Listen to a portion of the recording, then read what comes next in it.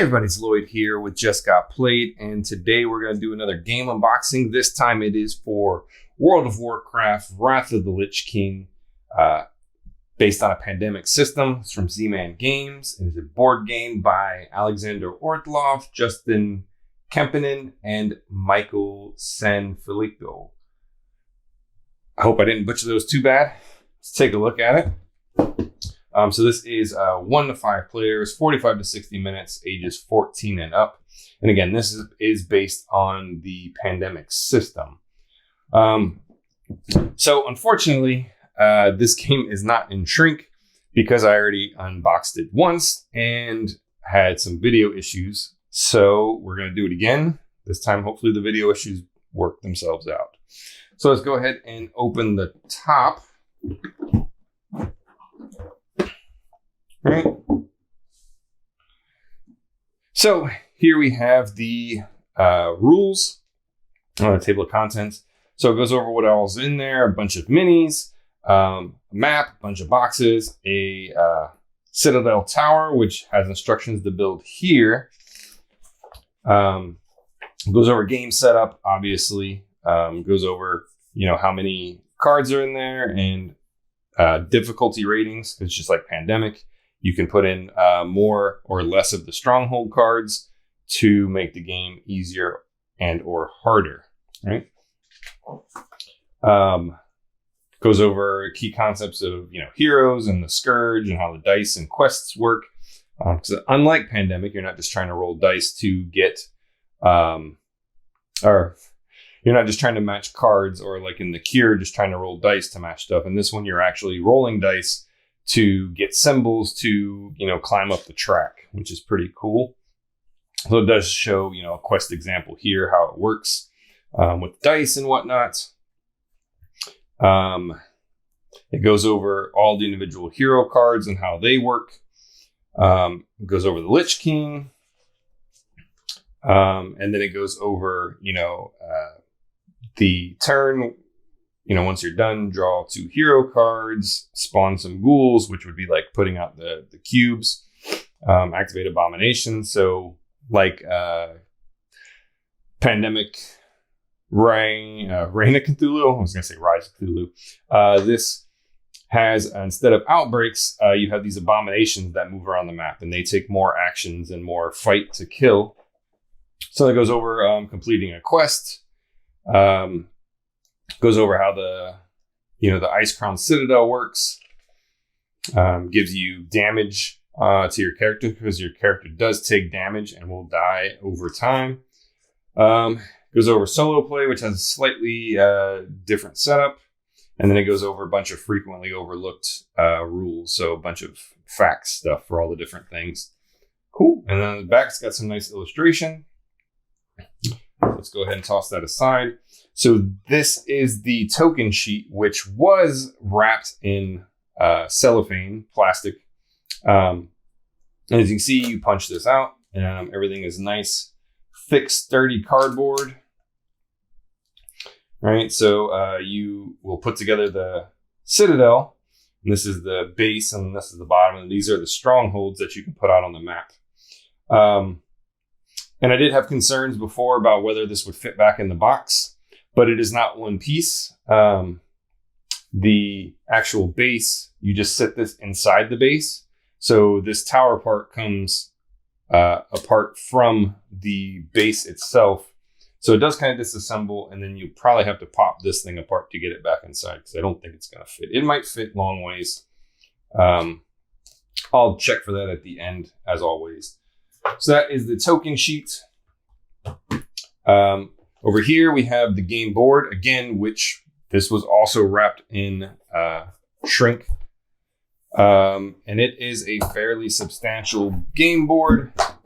So if we lay that out and look at it, that is a nice, big, beefy game board. It does feel nice and sturdy. It's got nice art. So if you look in, you zoom in and look at the art on the board, it is, very nice art. There's little details everywhere hidden in it.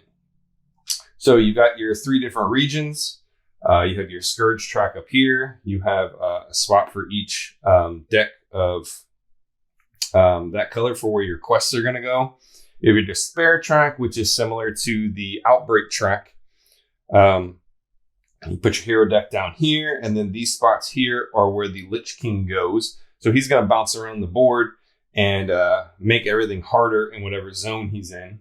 So yeah, that is the game board, which again, like I said, is very, very nice, and it is very large. Okay, so let's toss that aside. So let's go ahead and look at the different character cards here. So we've got Varian Wren, right? We've got Tyrion Fordring, okay? And each one of these, if you notice, they all have individual player powers. Muradin Bronzebeard.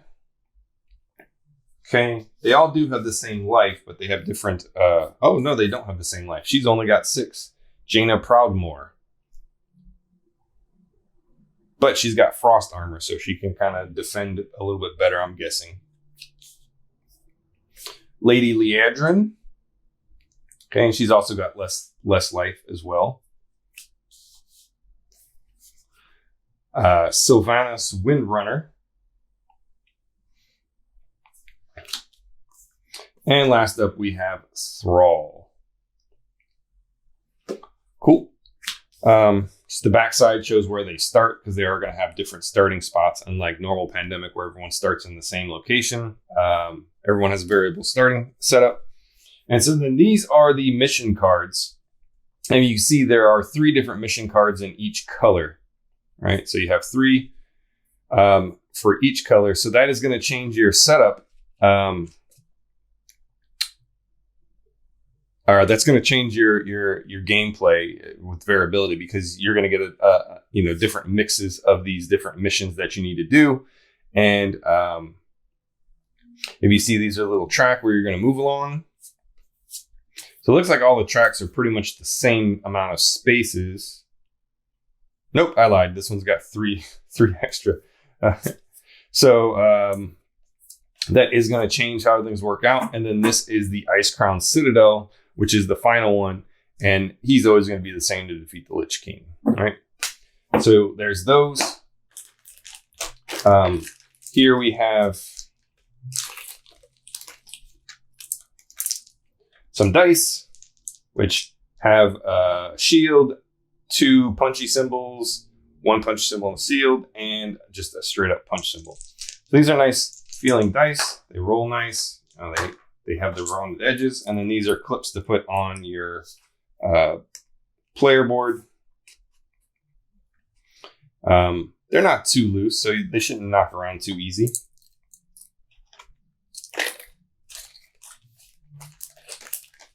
All right, let's just go ahead and take a look at the cards. And these were shrink wrapped in 2 different decks, but as you can see, I've already sorted them. So these are the hero cards. These are cards you're going to be drawn at the end of the turn. All right, so we have 3 stronghold cards.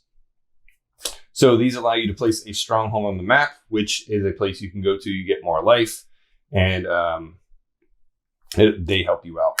Right. So these are the Scourge Rises. So these would be like your Outbreak cards. If you notice, there are 8 in this game versus 6, which is typically the max in the normal Pandemic.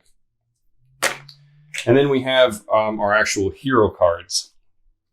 So unlike normal Pandemic, you won't be turning these cards in to make cures. Instead, you can use them for the symbols to climb up the track on the quest meter. And they also give you different things. So this gives you a +1 punch to a fight. So when you fight stuff, you can play these cards to add extra fight. So if you notice, they all have, really cool art. It's all unique. It doesn't double up on any of the cards, which is really cool.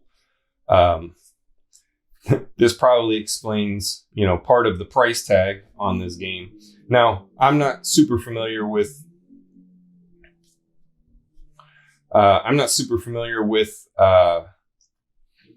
all the World of Warcraft stuff, so this may be reused art from all the different, manuals and in-game and stuff like that. But it is all unique artwork on every single card. There is nothing duplicated. As you see, you have travel cards, you have fight cards, and you have defend cards. But the art is just really, really incredible that there's not a single duplicated card anywhere in here. They are all unique artwork. So yeah, that is the hero deck. Let's take a look at some of the other cards. So here we have the reward cards. So the reward cards have, again, more unique art. And these are like your supply cards that you would get in Pandemic Legacy. But again, unique art on every single card, which is really, really nice. Such a high production value. And the cards are decent cards. And then these are just the different location cards, where you're going to spawn stuff. So nothing really special here. It is nice that it shows you a zoom out on the map to know exactly where you're looking. So that is nice.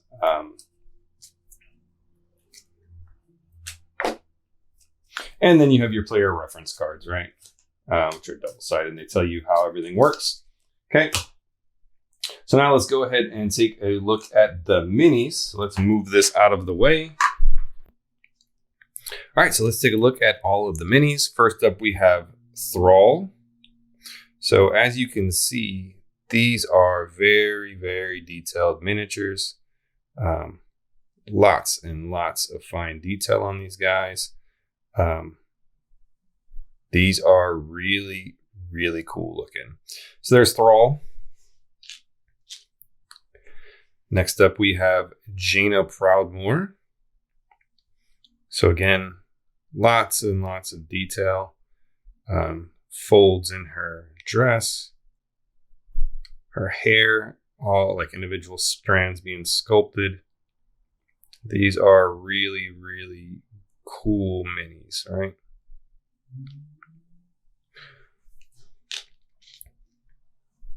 Next up, we have Varian Wrynn. So this guy is really cool. It's got those big, massive eagle shoulder pads. And it looks like a goat, maybe. I don't know. But again, just lots and lots and lots of detail on these guys.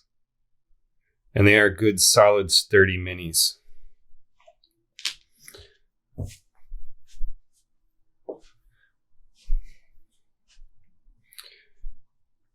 Next up, we have Lady Liadrin. So if you can, see the detail, it's really, really good.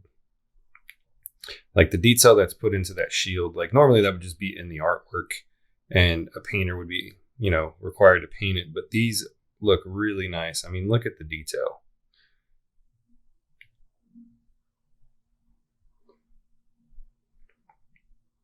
All right. Next up, we have Tyrion Fordring.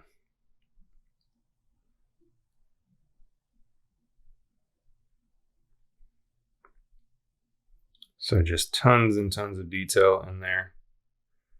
Really cool looking. See, his sword even has some texture to it. Overall, this is really,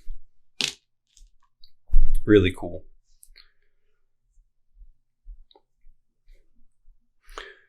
Next up, we have Sylvanas Windrunner. This might be one of my favorite sculpts, just because of the amount of detail that they put in. I mean, she's got holes in her cape. Most games, whenever they do figures with a bow and arrow, they don't typically do the actual bowstring, but this one they did. Like that bowstring is sculpted in there. So yeah, just lots and lots and lots of detail. It's really cool.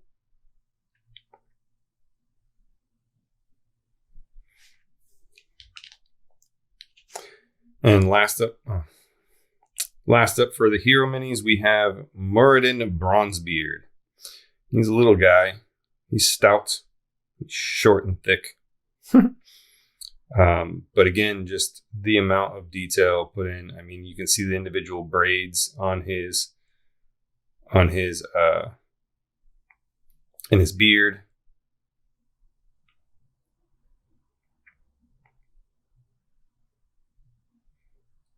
The detail work on his armor. It's all just really, really good. Really good.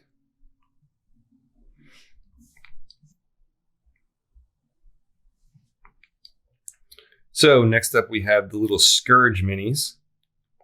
There are 4 different sculpts, as you can see, which is really cool because they could have just easily got away with a single sculpt for these guys, but they did 4. And like I said, you can see there's still a ton of detail in these little guys. Let's take a look at one of them up close by itself. Let's get it into focus. There we go. So, I mean, even these little tiny minis really just have a lot of detail in them. It's insane. And I can see why now, you know, the price tag on this is twice what you pay for like one of the Ravensburger, you know, games that has, you know, minis.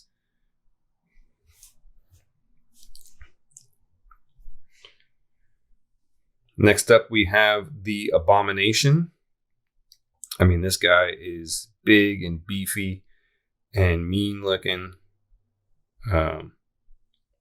He might could use some pants though, because yeah, he's got a finely sculpted butt there. As you can see, his spine is, you know, sculpted in. He's just got nooks and crannies and bumps all over him. Just a really, really solid production of minis in this game. And they are thick. They are hefty. They do not bend. They do not move. They are nice, hard plastic. That's them. And last up, we have the Lich King himself. And again, just the amount of detail put into these minis is insane. I mean, he's got his skull crafted on to his pauldron, shoulder pad, whatever it's called. I mean, the sculpting work on his boots. He's got little skulls modeled in there. Skulls everywhere. Just really, really crazy, insane detail. I mean, even the little runes on his sword are there. Just such fine details. I will say that these little pokies, these little spikes, these are sharp. I picked them up on the game board to move them and didn't realize it. And yeah, he will get poked. Yeah, let's take a look at them next to, for comparison. That is him next to one of his little Scourge guys, right? Let's take a look at him next to one of the Abominations for size. So still pretty beefy. Let's look at him next to one of the heroes, the shortest one, right? So he does tower over him. And let's go with possibly the biggest one, Thrall. So as you can see, he still towers over even Thrall. I mean, that is a big, beefy mini. Just dying to be painted. So there you have it. There's all of the minis. Like I said, these are very, very sturdy. They are not soft. They have tons of detail. Just amazing overall production value on these minis. All right. All right, so that was all of the bits and pieces in this game. this game just has an incredible production value. If you're on the fence about buying this, and you are, I imagine, any World of Warcraft fans are not on the fence and they've already purchased this. But if you were kind of wondering, the production value, is it worth?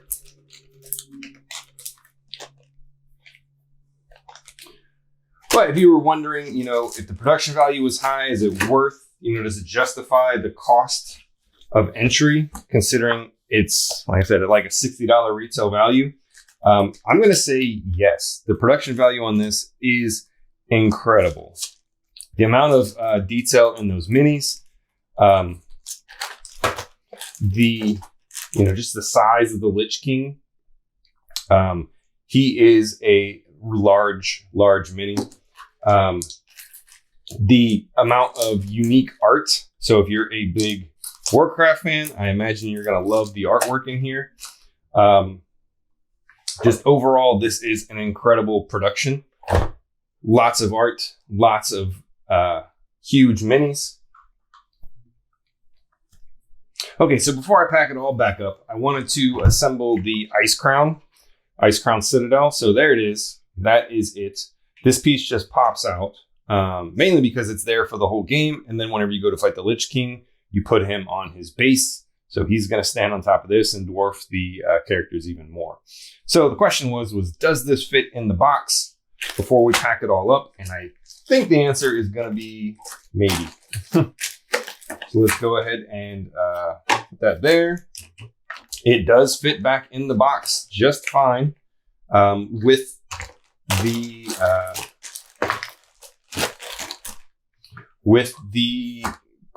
it completely assembled. You're going to assemble those strongholds and put them back in. But overall, yeah, it does fit back in the box, which is nice. And that was World of Warcraft, Wrath of the Lich King, Pandemic System game. Let us know in the comments if you liked the video and if you've actually played this, because I am eager to get this to the table. So let us know what you thought. Thanks. We hope you enjoyed the video, and if you did, please leave a comment or hit the like button. It really does help us out. If you have suggestions for future videos, let us know in the comments as well, and then subscribe to see what we come up with next.